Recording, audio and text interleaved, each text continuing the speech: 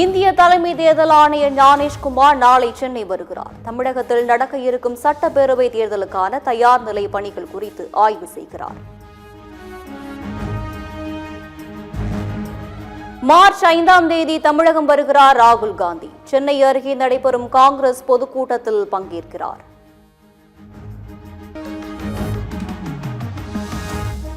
தமிழ்நாடு தகவல் ஆணையத்திற்கு 2 ஆணையர்களை நியமித்து அரசாணை வெளியீடு.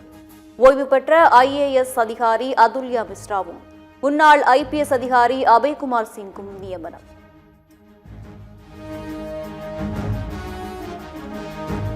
அமெரிக்காவின் பிடி கழுத்தை இறக்குவதால் மோடி முழுமையாக சரணடைந்து விட்டார் என்றும் ராகுல் காந்தி கண்டனம். பல நாடுகள் மீண்டும் பேசி ஒப்பந்தம் செய்துள்ள நிலையில் மோடி மௌனமாக இருப்பது ஏன் எனவும் சரமாரி கேள்வி. குமரி மக்களின் சமூக நீதிக்காக போராடி குமரி மன்னருக்கு பெருமை சேர்த்த பொன்னப்ப நாடாருக்கு சிலை.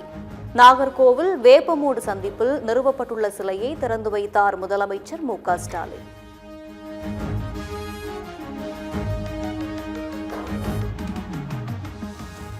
அதிமுக பொதுச் செயலாளர் எடப்பாடி பழனிசாமி அறிவித்த தேர்தல் வாக்குறுதியில் திடீர் மாற்றம்.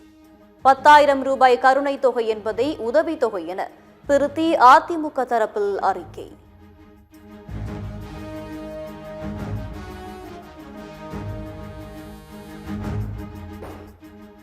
சென்னை புறநகர் ரயில் சேவை குறைப்பு உரிய தகவலை அரசுக்கு ரயில்வே வழங்கவில்லை என அமைச்சர் சிவசங்கர் குற்றச்சாட்டு. உரிய நேரத்தில் ரயில்வே தகவல் அளித்திருந்தால் உரிய நடவடிக்கை எடுத்திருக்கலாம் எனவும் கருத்து.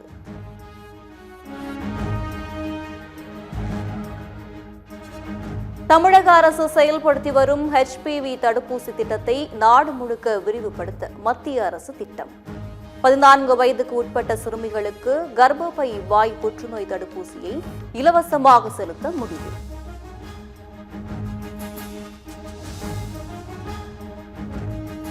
அண்ணா, MGR, ஜெயலலிதா படத்துடன் கட்சி கொடியை அறிமுகப்படுத்தினார் சசிகலா. புதிய கட்சியின் பெயரை விரைவில் அறிவிப்பேன் என கமுதி பொதுக்கூட்டத்தில் பேச்சு. மட்டும் விரைவில் அறிவிக்கிறேன்.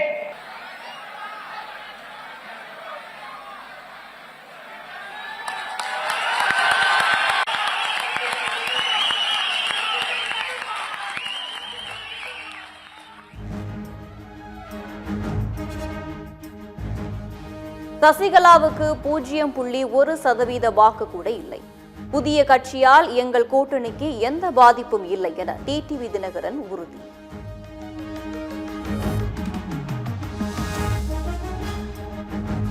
சென்னையில் 8 தேர்தல் ஒருங்கிணைப்பு அலுவலர்களை நியமித்து மாநகராட்சி ஆணையர் குமரகுருபரன் உத்தரவு.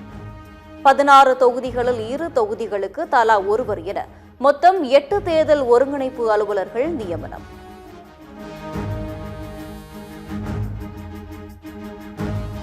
திருவள்ளூர் மாவட்டம் பழவேற்காட்டில் 100க்கும் மேற்பட்ட கடல் ஆமைகள் உயிரிழந்துள்ளதால் மீனவர்கள் அதிர்ச்சி. தொற்று நோயால் இறந்ததா அல்லது வேறு ஏதேனும் காரணமா என வனத்துறையினர் விசாரணை.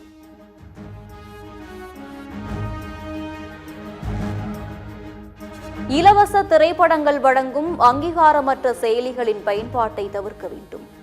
பயனர்களின் தனிப்பட்ட தகவல்கள் திருடப்படலாம் என சைபர் கிரைம் போலீசார் எச்சரிக்கை. திருவண்ணாமலை அடுத்த பாலானந்தல் கிராமத்தில் உள்ள ஏரியில் மணல் கொள்ளை.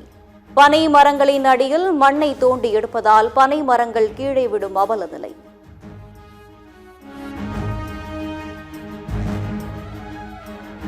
உத்தரப்பிரதேசத்தில் ஆக்கிரமிப்பு நிலத்தை மீட்பது தொடர்பாக நிலத்தின் உரிமையாளருக்கும் போலீசாருக்கும் இடையே மோதல். போலீசார் மீது நோக்கி கற்களை வீசிய நிலத்தின் உரிமையாளர் உட்பட 5 பேர் மீது வழக்கு பதிவு.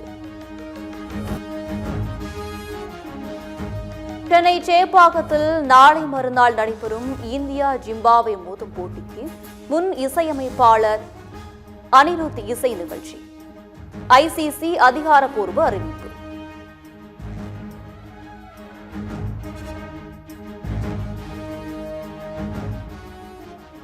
தங்கள் நாட்டு பொருட்கள் மீது அதிபர் ட்ரம்ப் ஒருதலைபட்சமாக விதித்துள்ள வரியை கைவிட சீனா வலியுறுத்தல்.